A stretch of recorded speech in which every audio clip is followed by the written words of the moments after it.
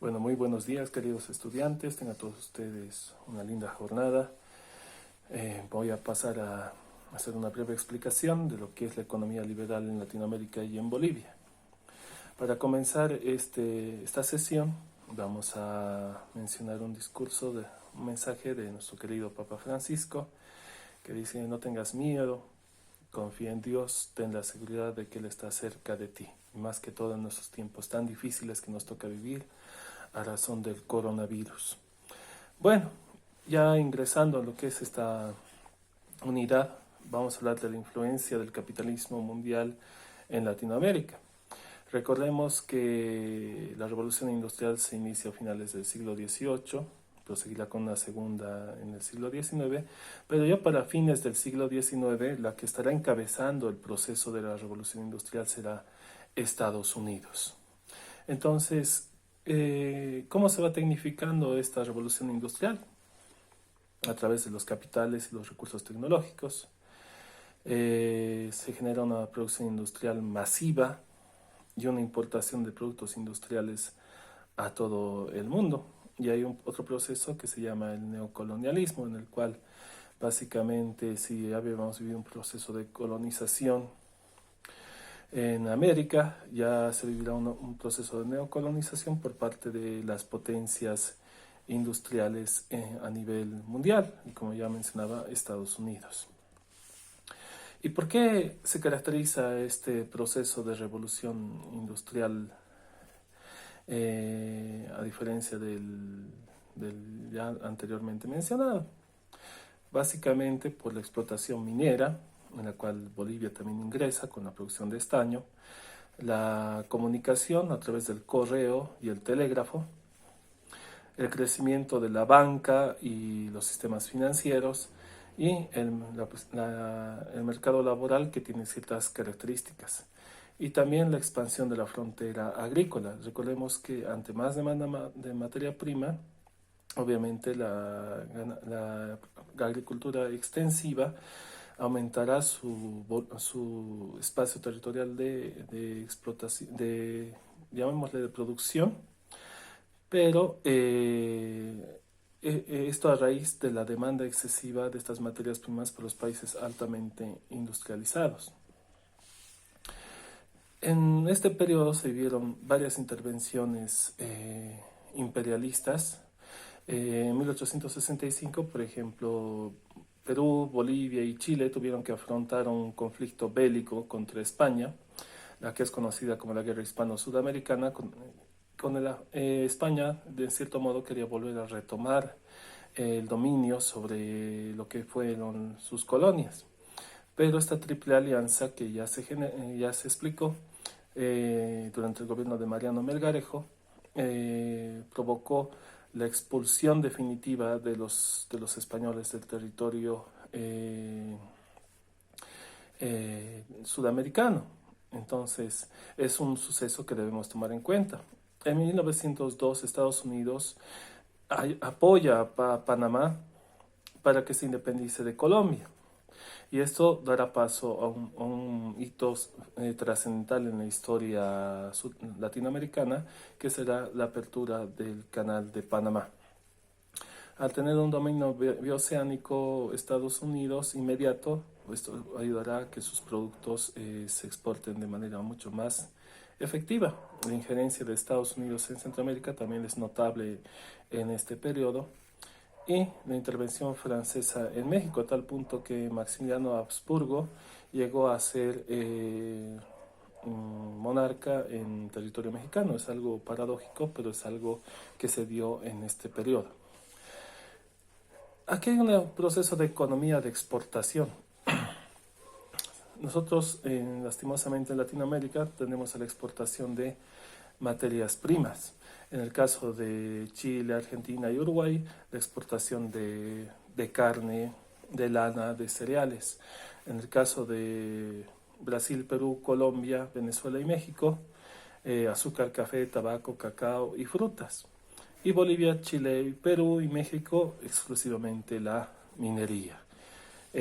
Plantaciones y minas también que existieron en esta etapa Recordemos que todavía estaba vigente dos sistemas, que era el esclavismo y el feudalismo, en varias partes del continente americano. Pongamos el ejemplo de Cuba, que seguía manteniendo el esclavismo hasta 1880, y Brasil, que hasta 1888 también seguía manteniendo este régimen esclavista.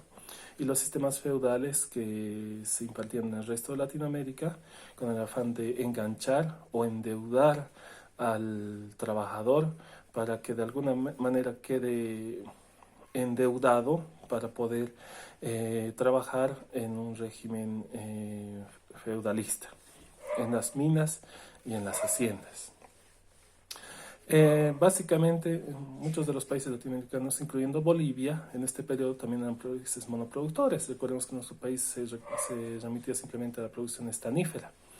Esto era desfavorable e inestable y generaba una dependencia de precios, aunque esta dependencia de precios o establecimiento de precios lo hacían los países altamente industrializados. Entonces, la clave para poder sobrevivir sería la diversificación de producción en los países latinoamericanos. En Bolivia se generó una diversidad de producción en esta época. La quina o la quinina, que era un tratamiento para la malaria, el guano y el salitre, que la explotaron empresas inglesas, algunas también francesas, en el territorio del litoral, que era el territorio boliviano, que después será territorio chileno a raíz de la Guerra del Pacífico. El cobre en Chile, en la mina de Chuquicamata, por ejemplo, que es la mina de cobre más grande del mundo, está en Chile. La coca, que se produce en los yungas bolivianos, en la exportación de azúcar por parte de nosotros durante un tiempo de Europa, que fue suplida por el azúcar peruana posteriormente, y la producción de trigo en Cochabamba, por eso a Cochabamba le llamaban el granero de Bolivia en algún momento. La Guerra del Pacífico fue uno de los sucesos más controversiales en este periodo histórico. Recordemos que Luci Possidetis Juris de 1810 delimitó de alguna forma los territorios. El territorio que poseíste poseerás, y nosotros poseíamos el territorio de la Real Audiencia de Charcas. Pero Chile empezó a explotar los recursos bolivianos en la parte norte, y esto derivará a una serie de tratativas. En 1840 y 1850 los chilenos ya estaban exportando guano y salitre boliviano. Era algo paradójico, pero en 1866 se delimita el territorio en el paralelo 24 y se entrega estos recursos a la empresa de guano y salitres y ferrocarriles Antofagasta.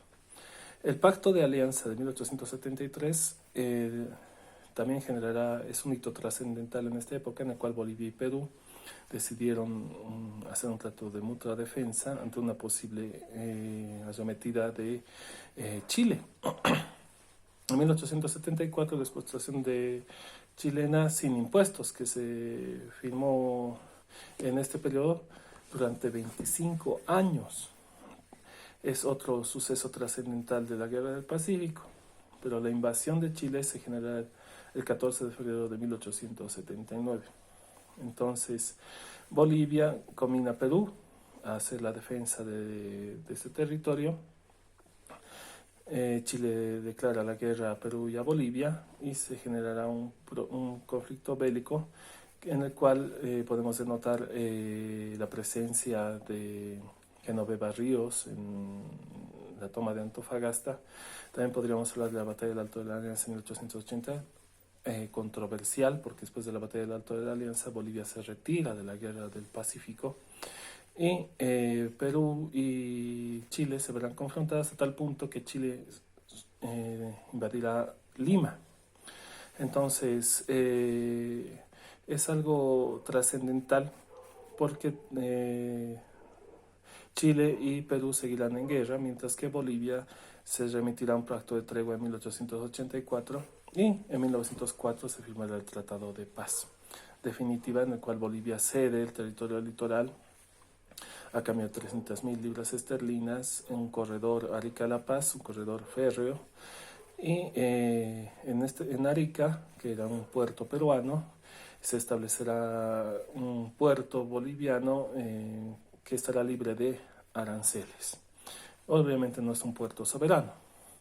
En este periodo también podemos hablar de los patriarcas de La Plata, como Aniceto Arce, José Avelino Aramayo, hablaremos de Gregorio Pacheco, que generaron un auge en 1870 hasta 1899, pero la caída desde 1899 del precio de la plata provocará una restitución, pasaremos de los patriarcas de La Plata a los varones del estaño. Las políticas agrarias fueron muy deprimentes en esta época. En 1842, por ejemplo, el presidente José Vallivian lo que hace es declarar las tierras enfiteutas, o sea que no generan un provecho para el Estado boliviano, y las estatiza. En 1866, Mariano Belgarejo comina a los comunarios a comprar las tierras que se les habían confiscado. Pero en 1868, lastimosamente, se rematan las tierras, y en 1874 se emite una ley durante el gobierno de Tomás Frías, que es la ley de exvinculación, que romperá ese lazo del comunario con la propiedad agrícola. Así se establecerá lo que es el latifundio, la concentración de grandes extensiones de tierras en manos de pocos. En cambio, en la Amazonía, desde 1870 hasta 1912, se generó un boom de la producción de goma y caucho. El caucho básicamente para la fabricación de neumáticos.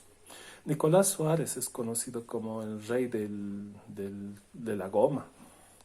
Él poseía alrededor de 8.195.505 hectáreas, mayor en amplitud al departamento de Pando, y exportaba este recurso a Estados Unidos.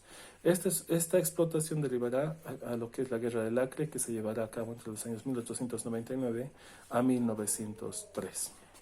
Bueno, espero que este video les haya servido, les haya orientado, queridos estudiantes. Espero verlos pronto y un abrazo grande.